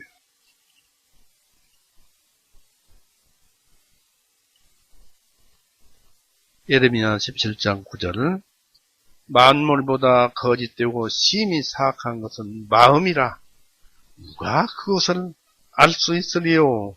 나 주는 마음을 살피며 나는 속중심을 시험하나니 곧 각자에게 자기 행실을 따라 자기 행위대로 자기 행위의 열매대로 보응하느니라 했습니다. 심히 사악한 것은 마음이라 했습니다. 그것을 누가 알랴? 누가 알 수 있으리요? 자기가 심히 사악한 것을 다 가지고 있으면서도 모른다는 것입니다. 이게 사람의 한계요. 하나님을 모르면 그로 인해서 영혼이 지옥으로 들어가고 이 육신은 땅으로 들어가서 썩어 없어지고 부활 때 그 죄의 몸으로 부활해서 지옥으로 들어갔죠. 거듭난 자는 이 죄 있는 육신이 썩어서 죽으면은 이 세상이 없어질 때 새로운 육신으로 부활해서 옛날에 거듭난 내 영과 다시 합일이 돼서 천국에서 하나님과 영생을 누리는 것이죠. 빈 심령만, 빈 구유만 구원을 얻을 수 있습니다. 바로 그곳에 예수님이 누였잖아요. 구유 안에 누이신 예수님은 어떤 뜻이 또 있습니까? 바로 생명의 빵이요 음료라는 것입니다. 요한복음 6장 58절에도 내가 생명을 주는 빵이요 음료라고 했습니다. 광야 40년 동안은 하늘에서 만나가 내려서 유대인들이 굶어 죽는 그런 사람이 하나도 없었습니다. 출애굽기 16장 14절을 한번 보십시오. 예수님은 또 만나였습니다. 출애굽기 16장.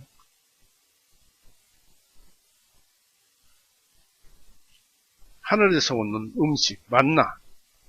하늘에서 구유에 내려주신 예수님, 바로 만나입니다. 16장 14절, 15절.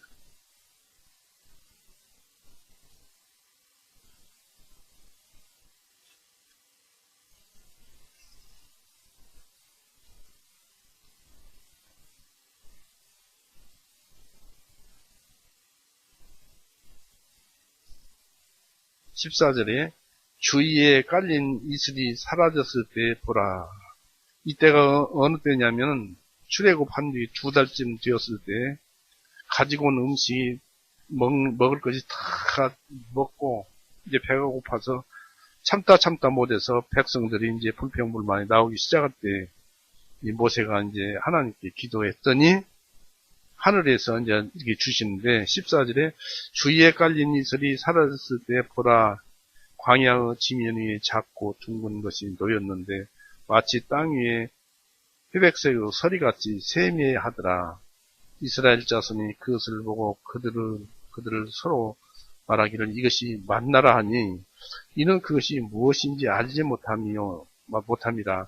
모세가 그들에게 말하기를 이것을 주님께서 너희에게 먹게 하여 주신 빵이니라 떡이니라. 그러니까 이슬이 내린 다음에 만나가 내렸는데 만나를 주어서 그것을 먹었어요. 그것을 뭐 빵을 만들어 먹기도 하고 과자를 만들어 먹기도 하고 별을 짓을 다 했는데 처음에는 꿀 섞은 과자 같더라 했습니다. 그 다음에는 기름 섞은 과자 같더라. 나중에는 하찮은 음식이더라. 이 말씀도 듣다 보면은 꿀 섞은 말씀 같을 때가 있고 기름 섞은 것일 수가 있고 하찮은 말씀일 수가 있습니다. 이것은 만나는 똑같은 맛인데 사람이 그렇게 받아들여요. 왜냐하면 자기에게 느끼는 바대로 그렇게 되는 것입니다. 우리는 항상 꿀 같은 그런 말씀으로 들어야 할 것입니다. 그런데 예수님은 이 하늘에서 내려온 만나입니다. 또 떡입니다. 여기서 이 만나라는 음식은 무엇이라고 했냐면 만나라는 음식이라는 그 명칭이 무엇이냐면 바로 이것이 무엇이뇨? 이것이 무엇이냐? 이것이 무엇이라고 부르는 것이냐? 즉 만나 하면 이것이 무엇이냐? 라는 뜻이에요. 만나 하면 이것이 무엇이냐? 라는 뜻입니다. 이게 바로 말씀인데 이 사람들은 무엇이냐 했습니다.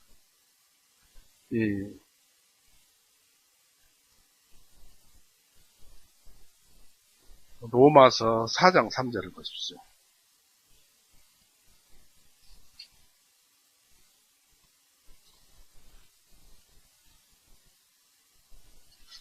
로마서 4장 3절을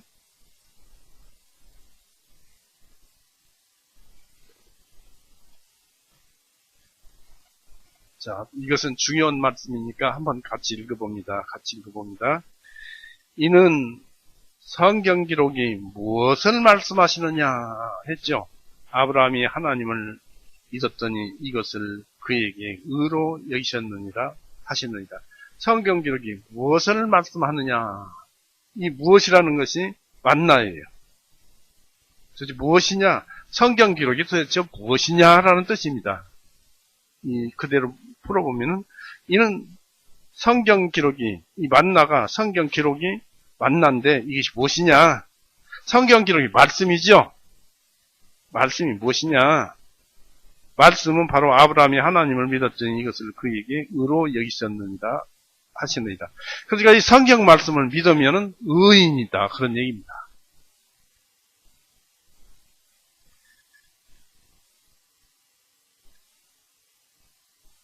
바로 이런 성경이 무엇을 말씀하시느냐? 구유에 누이신 예수님이 무엇을 말씀하시느냐?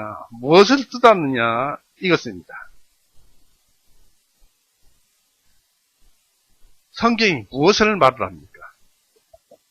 이 성경 말씀이 목적을 알아야지 성경이 무엇을 도대체 얘기하는가? 이것을 알아야 할 것입니다. 요한복음 한번 보십시오. 5장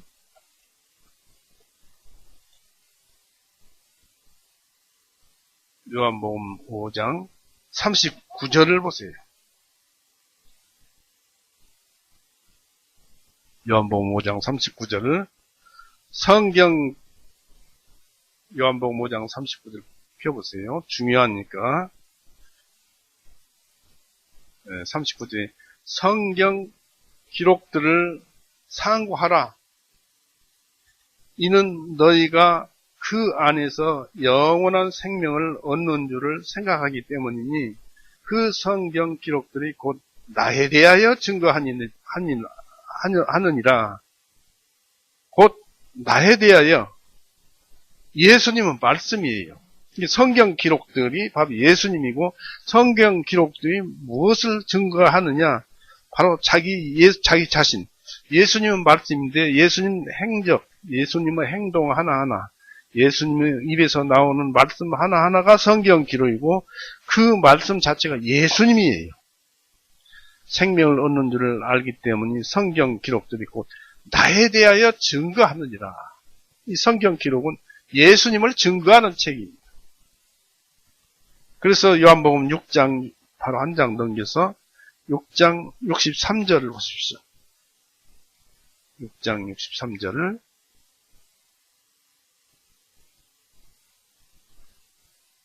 6장 63절에 살리는 것은 영이니 육신은 전혀 무익하니라. 영혼이란 얘기죠. 영혼이니 육신은 전혀 무익하니라. 내가 너희에게 말한 그 말씀들이 곧 영이요. 개역성경에는 영이요 있고 핑계성경에는 성령님이라고 했습니다만은 성령님이요. 그것들이 생명이니라 했습니다. 이 말씀이 우리의 영이 되고 영혼이 되고 우리의 생명이 된다 이것입니다. 이 말씀이 생명이에요. 말씀이 우리 영이에요.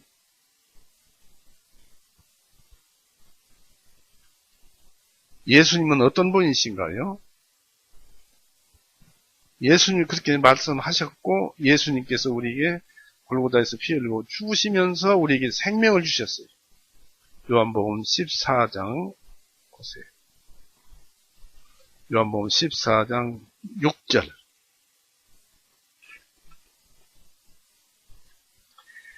예수님께서 그에게 말씀하시기를 내가 곧 길이요 진리요 생명이니 나로 말미암지 않고는 아버지께로 올 자가 아무도 없느니라.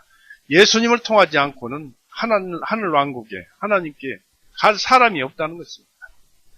그분이 말씀이고 그분이 영생이고 그분이 영이니까 그분이 우리 안에 와서 우리와 하나가 되어야 합니다.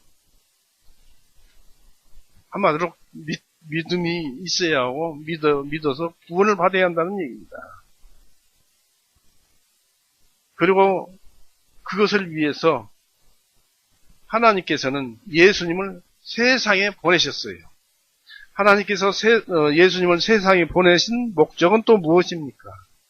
요한복음 3장 16절, 17절을 봅니다. 16절에 요한복음 3장 16절에 이는 하나님께서 세상을 이같이 사랑하시어 그분의 독생하신 아들을 주셨으니 이것은 누구든지 그를 믿는 자는 멸망하지 아니하고 오히려 영원한 생명을 얻느니라. 그분이 생명이니까 생명을 얻는 것입니다. 이는 하나님께서 자신의 아들을 세상에 보내신 것은 세상을 정죄하려 하심이 아니요 오히려 그를 통하여 예수님을 통하여 세상이 구원을 얻게 하심이라 했습니다.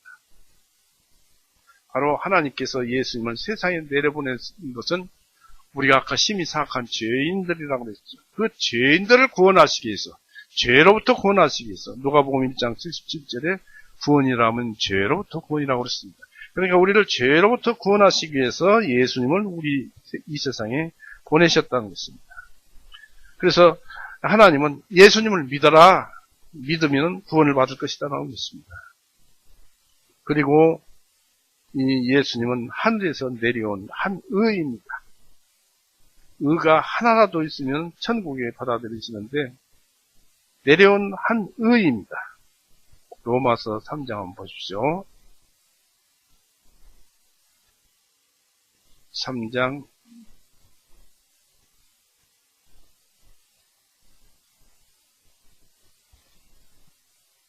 21절, 22절. 로마서 3장 21절, 22절.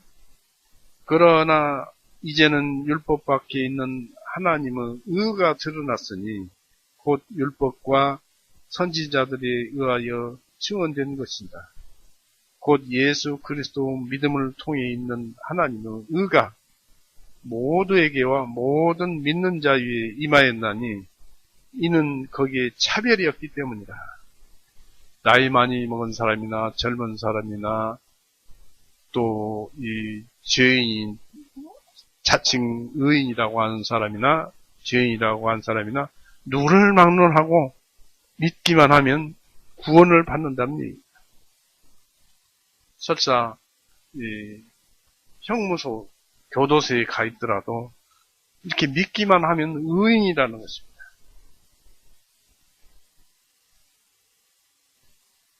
그래서 이 믿음은 바로 한 의입니다. 예수님을 아는 것이 생명이라고 했어요. 성경에서. 요한복음 17장. 요한복음 17장. 예수님을 아는 것이 생명이다. 쉽지요? 예수님을 아는 것이 생명이다. 요한복음 17장 3절.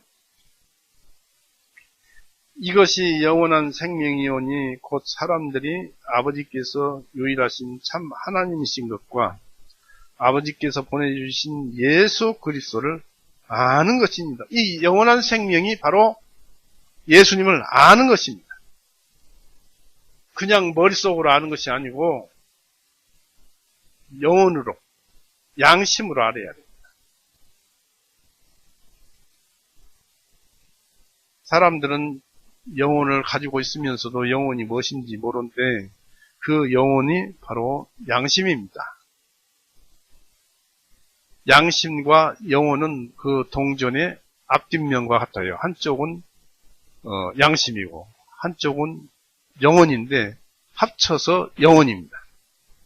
동전이잖아요. 바로 이 양심이 구원을 받는 거예요. 그 구원은 믿음을 통해서 예수님을 알라는 말씀입니다. 아는 것이 생명이라고 했는데 믿음을 통해서 예수님을 알라는 것입니다. 어떻게 해서 예수님을 알 수 있을까요? 오늘 기초적인 말씀을 좀 드렸습니다만은 로마서 10장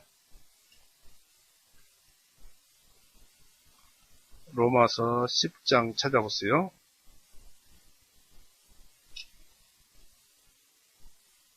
(10장) 찾았죠? 17절.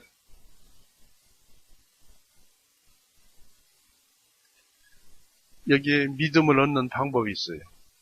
그러므로 믿음은 들음에서 나오며 들음은 하나님의 말씀에서 나오느니라. 이 성경 말씀에서 믿음이 나온다. 이 말씀을 듣다 보면은 어느 날 그렇구나, 나도 모르게 그렇구나 하고 믿어지게 되는 것입니다. 그 믿음은 말씀을 들어야 믿음이 나온다. 그러므로 믿음은 들음에서 나오며 들음은 하나님은 말씀에서 나오느니라. 자, 이 믿음이 나왔어요. 이제 그 다음에 뭡니까? 9절을 보세요. 그 옆에 10장 9절. 그 9절. 그것은 만일 내가 내 입으로 주 예수님을 시인하고, 이제 믿음이 있으니까 시인하겠죠. 시인하고 하나님께서 그분을 죽은 자들로부터 일으키신 것을 내 마음에 믿으면 너는 구원을 얻으리니 했습니다. 이는 사람이 마음으로 믿어 의에 이르고 입으로 시인하여 구원에 이르기 때문이라. 성경 기록들에 말씀하시기를 누구든지 그를 믿는 자는 부끄러워하지 아니하리라. 죄가 없다는 얘기입니다. 구원을 받았습니다. 부끄러워하지 않는다. 아담은 부끄러워했죠.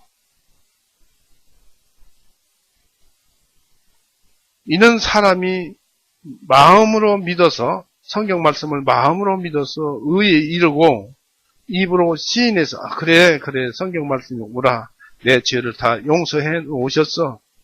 이것이 마음에 믿어지면은, 시인하고 믿어지면은 그게 구원이에요. 다른 것이 아니에요.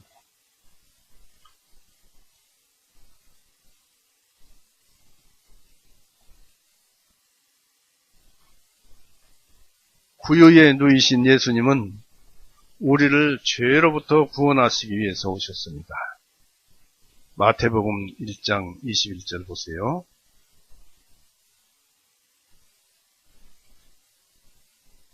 마태복음 1장 21절. 그녀에게 한 아들을 낳게 하리니 너는 그분의 이름을 예수님이라 부를지니라. 이는 그분께서 자신의 백성을 그들의 죄들로부터 구원하실 것이기 때문이라 했습니다. 예수님은 죄로부터 백성들을 구원하시기 위해서 이 세상에 오셨어요. 이 구원이라는 말은 사람이 현실 가운데서 어려움을 당할 때, 어떤 고통을 당할 때 이 도움을 주는 것이 구원이 아니라 영원히 없어지지 않을 죄로 덮인 영혼을 죄에서 깨끗하게 영혼을 만드는, 해방시키는 것을 구원이라고 합니다. 이런 구원은 이 지구상 온 인류가 연구하고 노력해도 구원을 만들어낼 수가 없습니다. 이 구원은 우주 만물과 하늘 천사들도 만드신 예수님 한 분밖에 만들 수가 없는 일입니다. 예수님이 이 만물을 창조했다니까, 창조주라니까 이상하죠? 골로새서 1장 한번 보세요. 하나님의 인침을 받아서 예수님은 천지를 창조하신 거예요. 골로새서 1장 15절. 골로새서 1장 15절.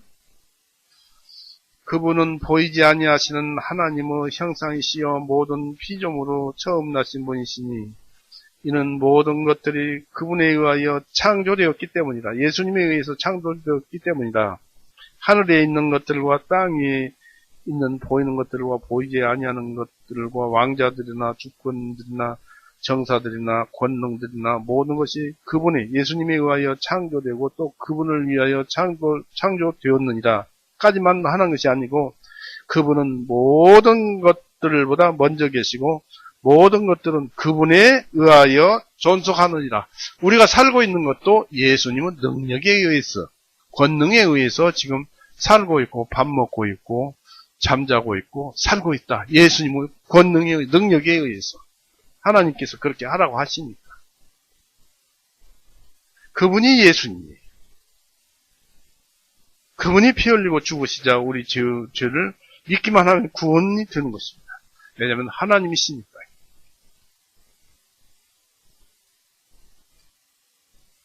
이런 구원은 아까도 말씀드렸습니다만 지구상인 어떤 누구라도 만들어낼 수가 없어요. 예수님 한 분만 할 수가 있습니다.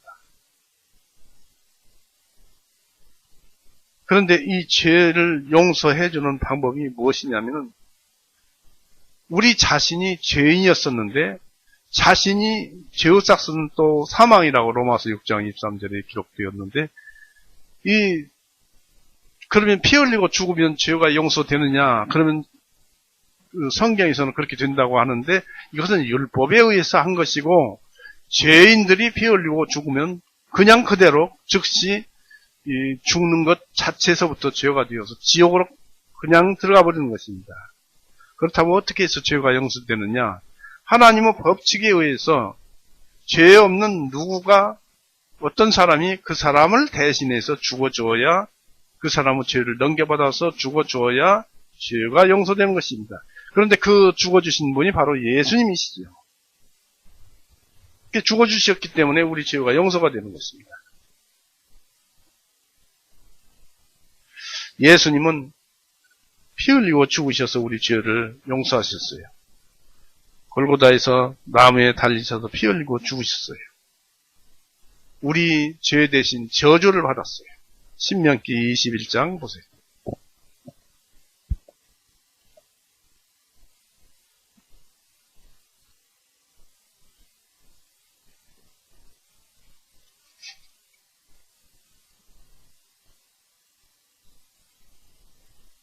신명기 21장 23절, 22절부터 볼까요? 신명기 21장 22절. 만일 어떤 사람이 죽을 죄를 범하고 그가 죽임을 당하여 네가 그를 나무 위에다 매달거든 그 시체를 밤새도록 그 나무 위에 두지 말고 반드시 그를 그날에 장사하여 나무에 매달린 자는 하나님께 저주를 받았음이니 징계 형벌을 받았음이니 주 너희 하나님께서 내게 상속으로 주시는 네 땅을 더럽히지 말지니라 했습니다. 죄인은 죽는데 나무에 달려서 죽는다. 그러니까 우리 하나님이신 예수님, 세상을 창조하신 예수님이 이 세상에 오셔서 이 세상의 죄를 당신이 다 짊어지시고 골고다에서 나무에 못 박혀서 죽으심으로 모든 죄를, 세상 죄니까 세상이 만들어질 때부터 세상이 끝날 때까지요 모든 죄. 옛날에는 이제 우리가 이 설교를 할 때 컴퓨터로 인한 죄를 범죄할 것이다 할 텐데, 그때는 이것이 세상이 없었으니까 세상 죄가 아니었었는데 지금은 세상 죄죠. 또 앞으로 무엇이 새로운 것들이 발견되고 발명이 돼서 그것으로 인해서 범죄할지 모르는데 그러한 죄까지도 모든 죄를 용서하셨어요. 또 오늘날 우리가 믿는 것도 예수님께서 2000년 전에 골고다에서 피 흘리고 죽으셔서 죄를 용서하셨는데 그때 죄를 용서하신 것이 효력을 언제까지 발생하냐면 이 세상 끝날 때까지 효력을 발생하고 또 그것뿐이 아니라 창세기에서부터 효력을 발생하는 거예요. 그래서 모든 죄를 용서하신 것입니다. 그 일을 위해서 예수님께서 이 세상에 오신 거예요. 탄생하신 거예요. 그래서 우리에게 이 하늘로서 축복을 해주시는 것입니다. 우리에게 너희들은 기쁘지 않느냐 하면서 누가복음 2장 14절을 보십시오. 누가복음 2장 14절. 예수님의 탄생은 이런 의미를 가지고 있습니다. 지극히 높으신 곳에 계신 하나님께 영광이요 땅 위에서 평화와 사람들을 향하신 선하신 뜻이로다. 우리에게는 지금도 이 말씀이 살아서 움직이고 우리에게 은혜를 주고 있습니다. 그리고 이 예수님만 구원을 주십니다. 구원해 주시는 분은 예수님 한 분밖에 없어요. 사도행전 이 세상에는 종교들도 많습니다만은 별별 종교들이 많습니다만은 다 그런 것들은 헛것들이고 아무 쓸데없는 것들이고 세상만 어지럽히고 사람만 죽이는 것들이 종교입니다. 오직 우리 그리스도교만 사람을 살리고 영생을 주는 종교요. 구원은 오직 우리 그리스도교 하나뿐입니다. 하나뿐입니다. 4장 12절 보세요. 사도행전 4장 12절. 다른 이에게는 구원이 없나니 이는 하늘 아래 사람들 가운데 우리에게 다른 이름을 주시지 아니하였기 때문이요. 우리는 반드시 이 이름으로, 예수님의 이름으로 구원을 받아야만 하느니라고 여기에 기록되어 있어요. 예수님밖에 구원을 못 해줘요. 예수님은 침례 요한으로부터 침례와 함께 세상 죄를 넘겨받으시고 요한복음 1장 29절에 그렇게 기록되어 있죠. 보라 세상 죄를 짊어지고 가져가시는 한 어린 양이로다 라고 침례 요한이 간증을 했습니다. 그 예수님이 골고다에서 나무에 못 박혀 죽으시고 우리의 구원을 이루셨습니다. 그것이 요한복음 19장 30절에 내가 다 이루었다라는 말씀입니다. 예수님의 이렇게 죽으심으로 인해서 인간의 죄인들의 죄를 대신 속죄하셨음을 마음속 깊이 말씀을 듣고 믿어진 자는 천국 백성이 되어버린 것입니다. 히브리서 9장 12절을 읽겠습니다.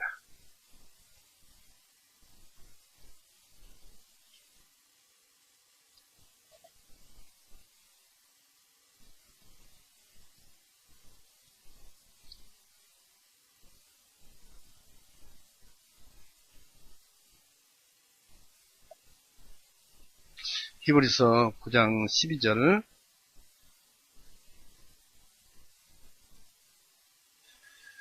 염소들과 송아지들을 피로 아니하고 오직 자신의 피로, 예수님이죠. 예수님 피로 단 한 번에 거룩한 처소 안으로 들어가셔서 우리를 위하여 영원한 구속을 이루셨느니라.